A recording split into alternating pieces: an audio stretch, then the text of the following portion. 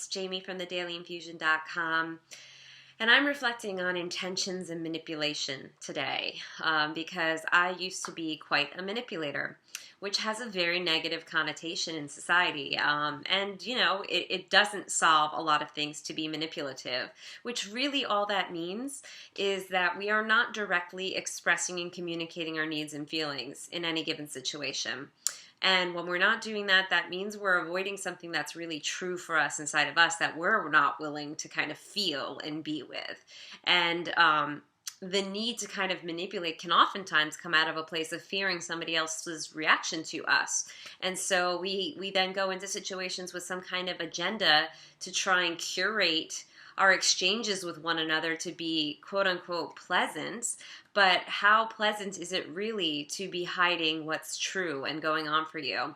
A little bit of discomfort in that conversation is worth way more than a lifetime of discomfort of hiding your true self and what's really going on for you, which is always going to change and shift depending on whatever situation you find yourself in and however you're experiencing life at that moment. So one of the things that really helped me a lot to move through that kind of veil is to ask myself in every moment, what is my intention with what I'm doing, saying, and choosing right now?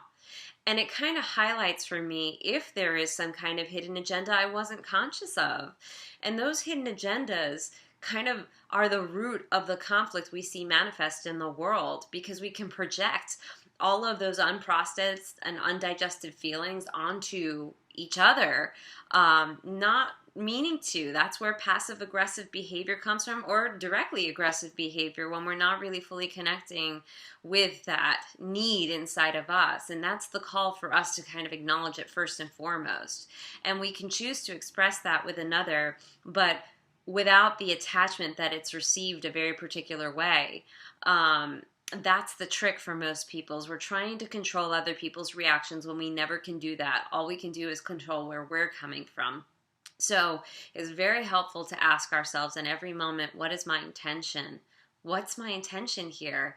And it'll highlight for you if you're about to do something that's kind of manipulative, and question yourself, do I want to do that anymore?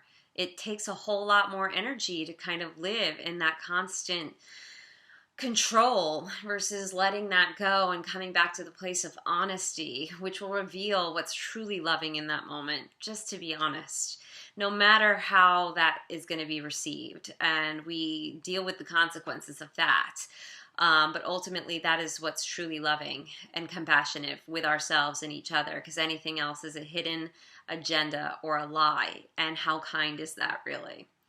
So why don't you try that for yourself, see how that goes. Let me know if you have any questions with that. And yeah, I know how that goes because I lived my life, a good majority of my life this way, and I am very relieved to not be in that place anymore because it got me very sick, and I'm not willing to do that again.